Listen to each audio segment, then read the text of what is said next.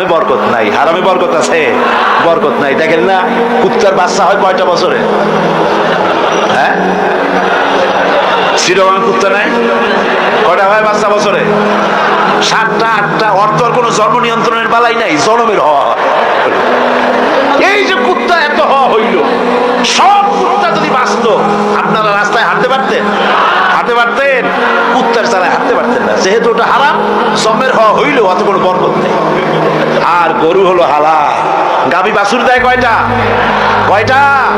মাত্র একটা বছর। আর তারপরে মুসলমানেরা কুয়াতুল মুসলিমিন, জন্মের খাওয়া খায় এই গরু। এরপরে গরুর অভাব আছে, যেহেতু ওটা হালাল, এতে বরকত হয়। হারাম বেতন, আর বেতন নয়, হারাম ভাবে ঘুষের টাকা নিয়েছেন। যে টাকা দিয়েছে সে তো টাকাটা না দিয়ে পারে নাই, করবে কি, কাজ আদায় করার জন্য দিছে। টাকাটা দেয় আর একটু বসতে হাসি হাসে, হাসিও না কান্দাও না, একটা ভেটকি দেওয়ার মতো অফিসের সামনে দিয়া তারপরে বাড়ির দিকে যায় আর বলে, আল্লাহ এতগুলি টাকা আমার নিল, পরে কলেরা দিয়ে ওর পুষ্টি সাফ করে দিও। এই বদদোয়া করে, এই বদদোয়া করে। তাই ঘুষখোর অফিসারদের কামাই রুজিতে বরকত নাই। কথা ঠিক কিনা কর? ঘুষ ছাড়ো, ঘুষ হারাম, পায়খানার মতো হারাম, শুয়ারের মাংসের মতো হারাম।